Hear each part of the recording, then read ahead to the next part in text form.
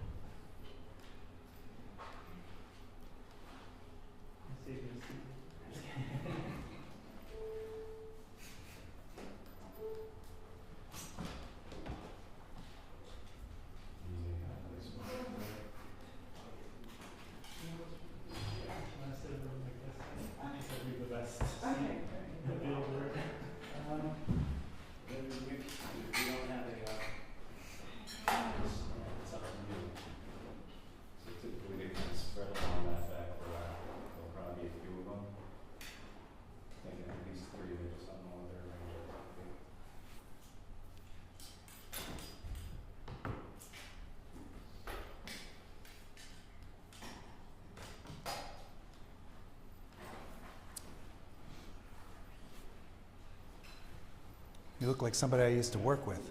Oh yeah. You bear a resemblance.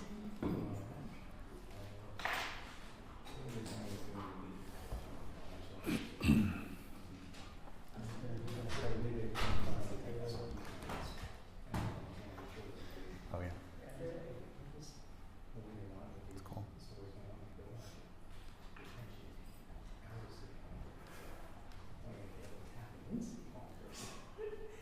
Yeah, also.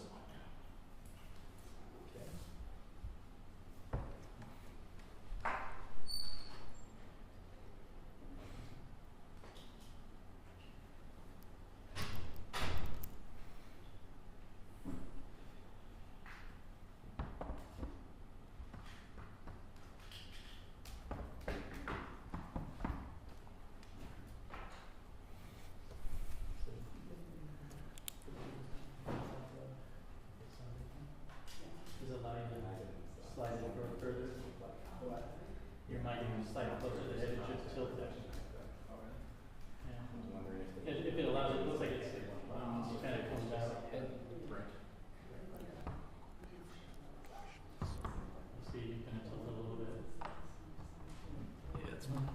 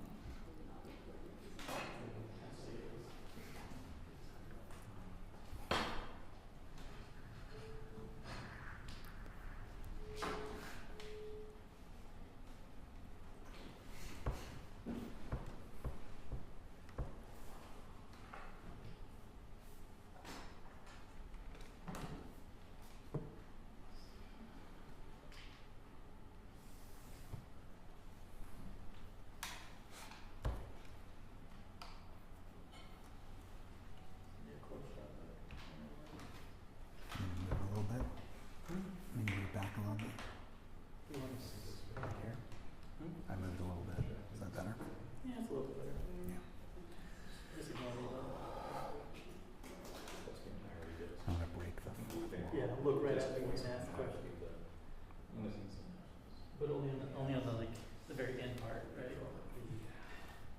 We'll do Tell me where this one is going. a gym in the office. We'll go.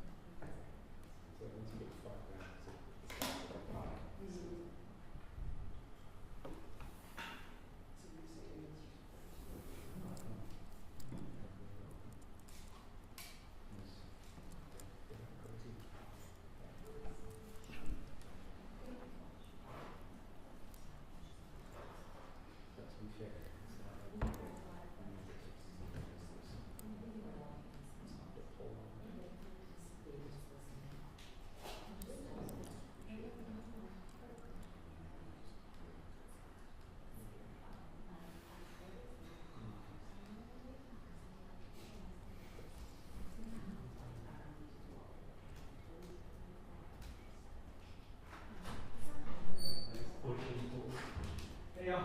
Hey. Thanks for coming.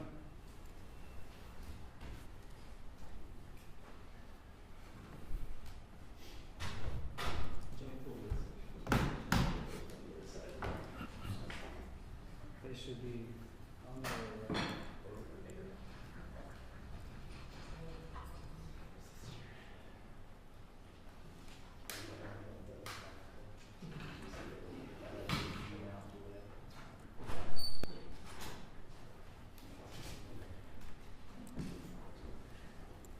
Nice to have some kind of stick to move the mic around. Yeah. Hello, Eric. How's it going? Good. Where you been? I thought that's Chasing candidates. Everyone misses you, actually. Guess I wasn't doing my job well enough. Not gonna work. Not gonna work.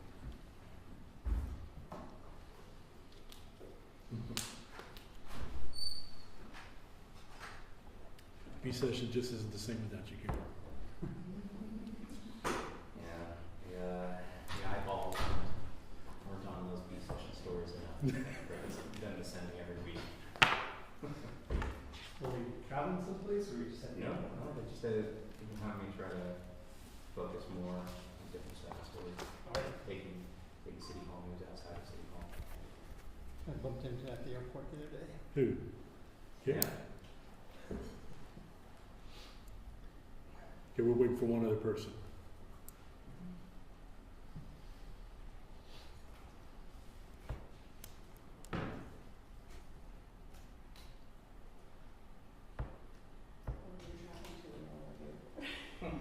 No, you traveled. I was we were doing some not just real ID, which is really boring. So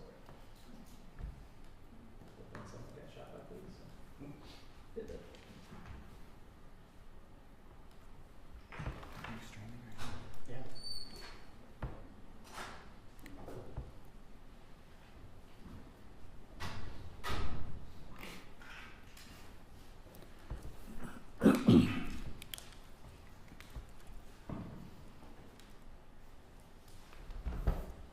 Hold on a second. Yeah, hold on, let's just.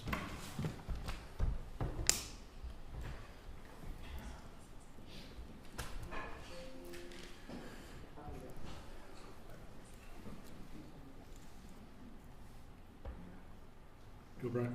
Okay, Everybody- you guys ready? It's time. Okay, thanks for coming this afternoon. We have an item on this week's agenda, and as we contemplated the planning of it last week, we thought it would be good to do a pre-briefing. I know generally we do these like right before B session, a little unusual. This will be on the Thursday, it's on the Thursday council agenda, and we wanted to, because the media has covered this in the past, we wanted an opportunity to kind of lay out the rationale and answer any questions in advance of Thursday's consideration. So All of you know that Senate Bill 2220 was approved in the 2023 legislative session. And what it did was it gave the city of San Antonio the authority to create a project finance zone. The council, the city created that project finance zone with two projects in December of 23, the Convention Center and the Alamo Dome. Since 2023, there's been a large amount of planning and effort around a renovated, expanded convention center, the downtown district, the Alamo Dome, a whole litany of areas. Part of what we are doing this week is updating that project finance zone, and we'll be designating a convention center complex. If you look at some of the backup materials on the agenda process, a lot of conversations as we have been, the project finance zone is new to us, so we've been coordinating closely with the comptroller's office, who is responsible for administering it. And you'll see a number of documents attached directly from the comptroller's office. So we'll be designating, the council will be eliminating the two zones that we created in December of 23 and creating two projects. We'll be eliminating two projects from 2023 and creating one project, the Convention Center complex, and one zone going forward. Part of the rationale is a number of reasons. One, we have been working obviously on a funding framework for a new downtown arena, but also how we finance the expanded convention center and the Alamo Dome. So we're looking for flexibility. That was part of the gist of that conversation with the comptroller's office. We also, there are, under the current statute, there are time limits by which the project finance zone projects must be done. This one project under the complex, which would include the convention center, the Alamo Dome, and potentially an arena, gives us the ability to, within the current state law and those timelines, continue to do our planning. And then I mentioned that we are obviously, as a result of the MOU with the county and the Spurs, working on a funding framework. And I'll talk about that in a second. So I'm gonna ask Ben to kind of fill in some of the gaps in terms of where we're at, or part of my description, and kind of emphasize a couple of different parts. Yeah, so I'll just highlight just a couple of things. One, so we're dissolving the prior zone that we created in December of 2023. We're creating a new zone, which means we still get 30 years of hotel associated revenue from the state. That doesn't change. It just changes the first year that we begin to receive it, which would be next year. Eric mentioned the other part that's really important from a flexibility perspective. So obviously we wanted to add in, we talked about the fact that we were in discussions with the comptroller's office about adding in the arena as a potential use. And how do we do that? That's where we came up with this option, but the complex piece also adds in flexibility for us. So under the law, we have 5 years to commence a qualified project. Under the previous zone, that was a dome in the convention center. We've talked about how this zone is incremental revenue, so it starts small, a couple $1 million a year, and then grows over time, over that 30-year period. That's a little bit challenging from a financial perspective. It's a really important tool that we want to use as we put these finance plans together, but it's challenging when you're getting smaller money up front, more money on the back end. You've got to use other sources to make that work. The flexibility we get from this is that rather than having to worry about, do we start the convention center? Do we spend money on the dome? You've got to worry about that 5-year time limit and that part becoming ineligible. The complex solves that issue for us because it essentially says the Alamo Dome, the convention center, and a potential NBA arena are all part of the complex. We start any one of those 3 projects, we meet that requirement under state law, which gives us a lot of flexibility then from a financing perspective in those later years to spend money on different projects and still meet the requirements of the law. I think those are the main points in terms of the PFC. I think it's pretty straightforward. Again, this is all about flexibility and adding in the arena as a potential use. It's potential at this point, but we wanted to put that plan in place and have that flexibility going forward. And the part of the conversation with the comptroller's office, and you see in the backup documents, was doing what Ben described and making sure that we are taking advantage of this state program to enhance our assets, our economy, and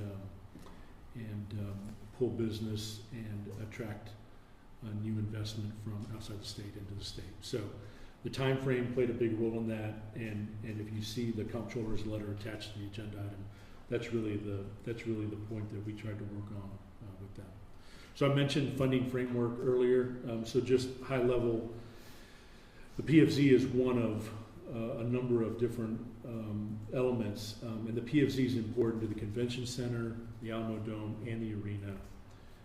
But the other areas, as we're working on that funding framework, and I expect to likely have a presentation to council here in the next less than the next month on this issue, is the venue tax. I know the county is going through their conversations and analysis around venue tax. Obviously the Spurs as a team. Thirdly, development on Hemisphere Park, and where that development can increase and generate revenue towards the improvements out there, the asset. The PFZ, number 4. And number 5, what I'll kind of describe as maybe team revenue or revenue generated from any new build NBA arena. Those are the 5 key areas we're looking at in terms of that funding framework. A lot of work to do, and again, I expect to have that public presentation to the council here probably within less than the next month. So the funding framework that Eric just went over, he's talking specific about the arena. So there's a funding framework for the district, which includes the convention center, the Alamo Dome, those other projects. What he just described was just the arena itself. Those are the items we're looking at. Eric, as it stands, will any property tax dollars go to build the arena? No, the cities in Texas are restricted on how they can utilize property tax dollars on sports facilities. The only way that can happen is if it goes to the voters. And early on last November, when we had that initial presentation with council, the council made it very clear that that was not something that they were interested in pursuing, and it wasn't anything that we were recommending. But the TERS is still up for use, right? So property tax through that TERS, just not property tax as a whole for the Right. city, right? So I think that was number 3 on my funding framework list. So that's development. So much like the Missions Ballpark, where development within that TERS was or is going to be generating revenue to offset that infrastructure improvement, that ballpark. That's the same way we're looking at it there. There is an existing TERS there at Hemisphere. It's the Hemisphere TERS. It's been around for a long time. There's very little development there. And we would anticipate, as we look at the build out of the district, but also an NBA arena potentially, is that development that would come with that would go towards that investment. Could you clarify what property taxes are we talking about within that zone? So the tax increment refinance zones are created to facilitate either infrastructure or economic development within a zone. And so we have a Hemisphere Park TERS in Hemisphere Park right now. So the anticipation would be, as part of the work that we're doing, is that any new development that occurs there would generate that increment that would be included, and it's public dollars. To Megan's question, it's public dollars, but it's dedicated within that zone. So in other words, development paying for development within that area. But has that TERS that life been extended for this project?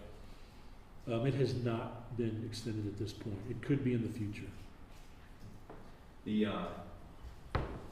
So with the PFZ, this is state hotel hotel tax dollars is what's being captured. So this is also public money. What would it be going toward if it weren't being captured in that PFC? Well, it's three main revenue sources, and it's all state revenue. Senate Bill 2220 allows for the capture of the state's portion of the hotel occupancy tax, the state's portion of sales tax within hotels, and the state's portion, I think, on liquor, mixed beverage Close to suspects. within those hotels. And it's within a 3-mile radius of the middle. Those areas would be going to the state. And if you'll recall, in 2023, well, prior to 2023, Fort Worth was the only city in the state that had access to a similar financing tool. Through Senate Bill 2220, the city of San Antonio and the city of Houston received access to it. With this PFC, it could go to the whole convention center zone. What is the, I guess right now, what's the penciled out proportion that's thought to be going towards the arena? So that's the part we're working on now. That'll be part of that presentation here in a couple of weeks. Because part of our number one priority is the convention center. And as Ben mentioned a second ago, the PFZ is important to all three programs, all three projects: the convention center, the Alamo Dome, and potentially an arena. That's the part we're working on right now as we're finalizing plans. You remember the last presentation on the convention center we gave to the council was in December. The kind of the business case, there were a lot of takeaways from that presentation and follow-ups that we had to do. That's one of the things we'll be coming back to council with. When the zone was first created in 2023, you were being pretty adamant about how it wasn't going to go through toward an arena. It was going to be the convention center, and so I guess what was the change of heart here? Well, I don't know if it was a change of heart, Megan. You're right. That we pursued it as a funding source for the convention center and the Alamo Dome, and it is still, in our eyes, those are important projects and assets that exist right now that we need to take care of and become more competitive. All that's changed since 2023. I mean, we think the current statute language says a convention center or venue. A venue can mean different things within state law. A venue is defined as an arena. The real driving change behind the amendments or the change to the PFZ this week is the ability to have latitude around the timeline and have only one project. There is a bill right now, I don't know where it's at in the process up in Austin. There's a bill right now that would limit within project finance zones only one project. Well, as it sits right now, we have two projects. We have an Alamo Dome, we have the convention center. So part of the work with the comptroller was to make sure that regardless of what potentially could happen through the legislative process, we want to make sure that we're treating that as a complex and encapsulating any potential spend. To Ben's point a second ago, we want to have the latitude to be able to utilize as we need to. Which bill is that? Chad's not trying to get into. I get it. Are the projected revenues for the PFC for the 3-year lifespan? Like what can be taken out of it even, or you expect to be able to take out of it? Well, that's where it goes back to putting the finance plan together. So I know there was a lot of discussion about the comptroller's estimate being about $2.5 billion in revenue Over 30 years. over 30 years. The challenge is that, again, it starts with a couple $1 million in year one and it grows. So it's really about what can we pair with that PFZ to accomplish financing some of these projects. And that's the work we're still doing. They're all kind of interrelated and interconnected. So that's part of the challenge that we're kind of working our way through. So I can't give you an answer. If we were just to do the PFZ by itself, it'd be a very small number because you couldn't cover the interest costs on a bond financing in year one. We'd be short. So it's really what other sources can we bring and pair with that, and then how could we use that on eligible projects. So it's We'll not get- just Sorry, we'll get a little bit more of that into that when we do that briefing in about a month or so, as we kind of work our way through that to start to talk a little more about ranges in terms of what we're looking at. And so when you just said it's not just necessarily using it as direct funding, but using it to like guarantee a bond or something of that nature. Both, it'll be used Oh. as coverage, and it'll also be used directly to pay for debt service on bonds. It'll change as it goes through its lifespan, and that's really that flexibility that we were looking for as we're making this change. The 200 and change, the 200 million and change was, it's now a little bit outdated. Is there any chance that number changes, it goes up higher? The amount The of 200 revenue, the amount of revenue that would ultimately be raised over the 30 years, it was 200 some odd million projected, right?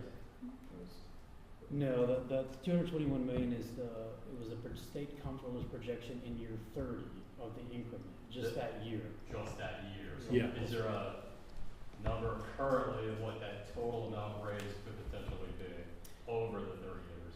We're updating our forecast. Again, the comptroller's forecast was around $2.5 billion or so over 30 years. Ours will be less than that, it'll be a little bit more conservative. When you kind of look at the comptroller going through the legislative process, they're looking at impact to the budget. We're looking at something, what can we project and rely on to support a bond issue, whether it's coverage, backstopping something, or actually making bond payments. We gotta have a little bit more certainty, so we will be under that number. Even if you're conservative, I mean, would it be approaching 2 billion? I mean, would it be in that ballpark probably? I think we're gonna be in that ballpark, Yeah. but, again, I wanna be real clear, it's a huge difference from, collecting that evenly over a 30-year period versus starting with a couple million, then it grows over time. The minute we pull a trigger on a finance, it will interest costs. Whether we pay principal or not, we gotta start paying interest costs, so that makes it more challenging. And the financing part of this is critical because the revenue does this over 30 years. And so we're careful when we talk about financing because it would be like Jay going into the bank and saying, I'm going to take 30 years of my salary, and this is how much I have. How much of a house can I afford? And you can't do that type of analysis. You can do it over time, and that's why like the hotel occupancy tax is a steady revenue stream that is reliable in order to finance off of. Now, the project finance zone, the SB 2220, the current statute, gives us a huge amount of latitude, and it is a huge benefit to us as we look at doing something impactful long term. But it's not something we can go issue debt off of anytime on the front end. But braided with other things, it becomes even more powerful. Who will pay for the relocation of the SAWS chiller station, the city or SAWS? Well, SAWS is undergoing their feasibility. We talked about this last week, and they need to do the feasibility on the potential relocation and the potential expansion of that chilled water system. Right now, the city is about 70% of their load, and I know SAWS has been talking about over the last 10 or 12 years expanding the number of customers on that very efficient system.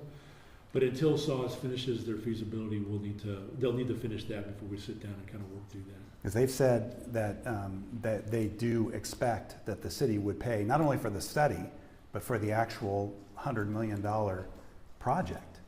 Well, I guess they need to finish the feasibility first, and then we'll work through all that.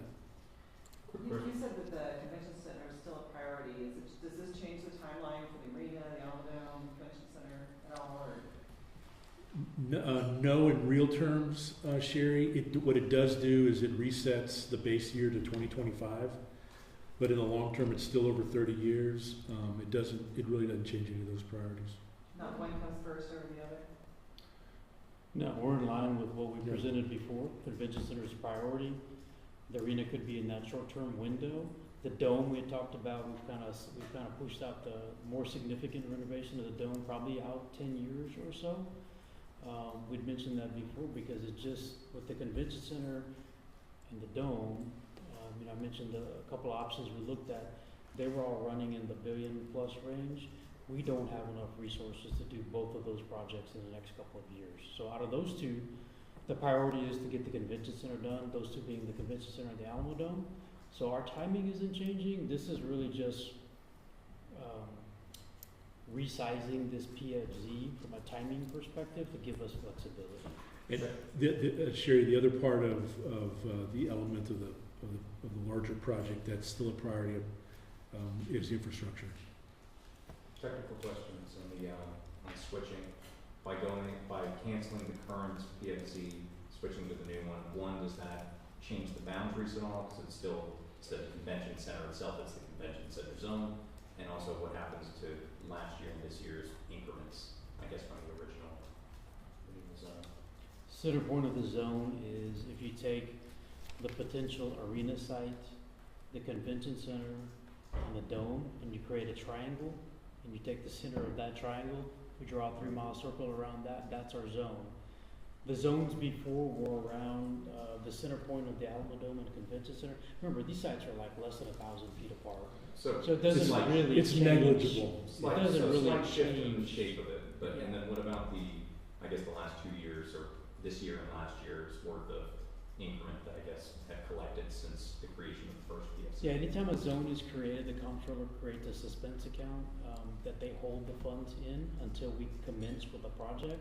We haven't commenced with anything, so it just really is procedural on their end. They'll cancel that project and restart it with this year as the base year. Okay, so that, those funds go to the state? Yep. Okay, Yeah. That's correct. Yep. Yes. gotcha. Okay, so the funds start coming within that 5-year window, one of these begins, then, is that? That's correct. Okay. And the comptroller I'm sorry, go ahead, Ben. Go ahead. The comptroller holds all those funds. They don't come to Troy and Finance. Comptroller holds the funds. Think about Whenever that. they do start, but for now, nothing's really happened, like y'all said, administratively, it's. Right, so we use the current PFZ and we create it. The council passes that next week. This week. This week, sorry. 2025 calendar year becomes the base year. 2026 would be the first increment. Because we haven't commenced the project, the comptroller simply takes that increment and puts it in an account. And they're gonna hold that up to 5 years. Once we commence one of these projects, they'll release that to us, and in the future, it just comes straight to us. If we don't commence, then they cancel it and we don't get any of that revenue. What does the timeline look like for the Alamo Dome under this 3-4 mounted strategy? Hasn't changed, it's still in that kind of 10-year window. We're gonna continue to look for options to make sure we've got the capital to keep the Alamo Dome operational during that time frame. We mentioned the term creative capital a little bit, so if there's opportunities and we have revenue opportunities to improve either the fan experience or things that make sense from an operational perspective, we would look at those in that 10-year window as well. But I think practically speaking, when you talk about the magnitude of Alamo Dome renovation, we're probably out at least somewhere in that 10-year time frame. 10 years from now. Y'all talked about the zone really not changing in distance much because it's kind of just going from the center point of these, but correct me if I'm misremembering, I thought that it was still a little bit up in the air where the Spurs Arena could potentially land, so could this end up shifting at all down the road? Like the center point, could it potentially end up shifting a little bit, or? No. No, but for the purposes of creating the convention center complex, for planning purposes, what we've talked about with the comptroller is you're kind of a center point between all those assets. You know, you have Hemisphere Park, you have that corner, you have the dome. It's going to be negligible in terms of impact on, because it's only hotels within that 3-mile zone. I know this has been mostly a PFZ discussion, but there are other things about, for example, we have been told that a bond may be issued at some point for different infrastructure. Mm-hmm. What are we talking about there? Well, so the conversation at the last public presentation of the council, and it will likely be part of the next update, is what do we need to do from a general infrastructure? That's the infrastructure priority that I mentioned with Sherry, whether that is transportation related or intersection improvements to be able to facilitate, regardless of what happens at the corner of Cesar Chavez and 37, how do we facilitate movement? We've also had a lot of in-depth conversations with VIA about reinstating or reinvigorating the park and ride system. The Hemisphere Park and the Convention Center complex is very close to the intersection of the Green Line and the Silver Lines. So how are we impacting transportation to that area. I mean, the concept behind the district is not just convention center or maybe an NBA arena, but it's also the development, the surrounding development, and how do we facilitate people getting in and out of there, visitors and residents who are coming downtown. Got about time for about one more question, guys. What public incentives would be in play for a hotel? Ooh, we haven't had any conversations about that.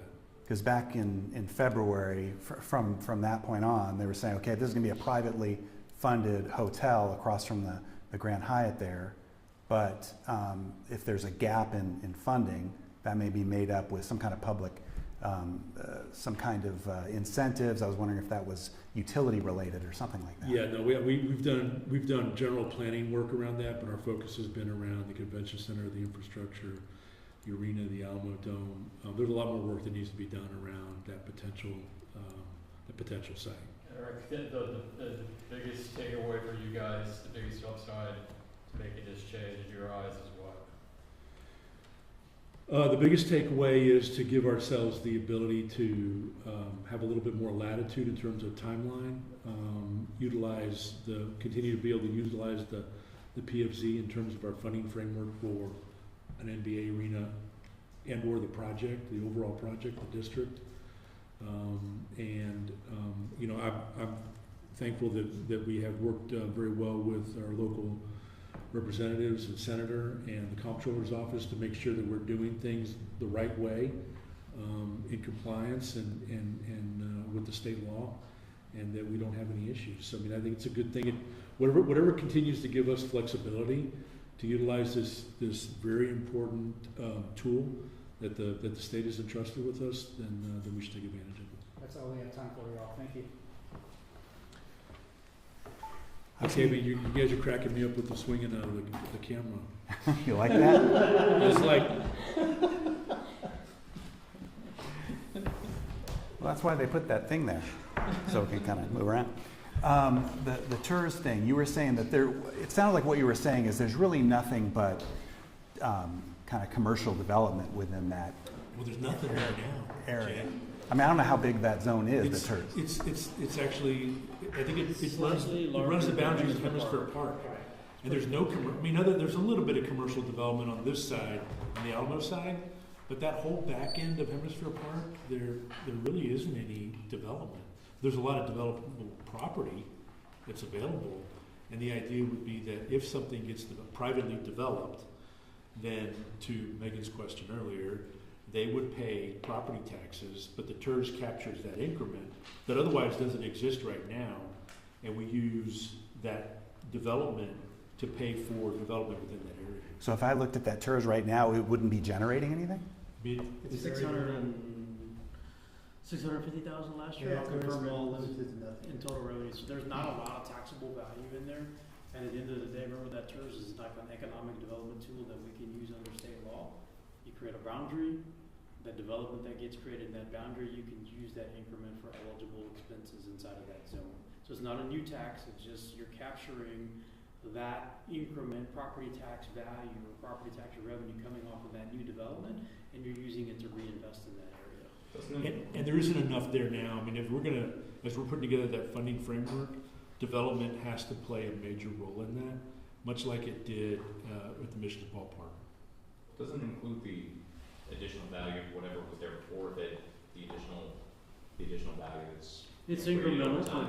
It's So it's incremental. even above what's there too, right? It's not just only the new buildings, it's whatever these old buildings are worth now, you get the increment. Yes, you're correct. But it's really not, The base is almost nothing today. yeah, it's not generating that much. I mean, it nowhere near what other TERS is that we've created in the past. And it was created when the city approved the strategic plan for Hemisphere Park 12 years ago, 14 years ago, whatever it was, in order to be able to support development.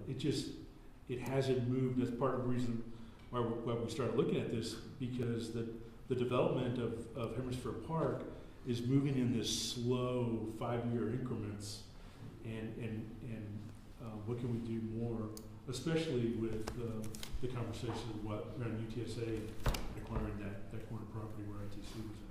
This does not, this change does not guarantee though that the Spurs Arena necessarily benefits from the PFC. It just gives y'all the option to have them as a beneficiary. It does, and we're looking at it as one of 5 potential elements of a funding framework, but none of it's done yet. Okay, and so the headline cannot be that the Spurs Arena is for sure gonna get money from this necessarily, because that's still in flux.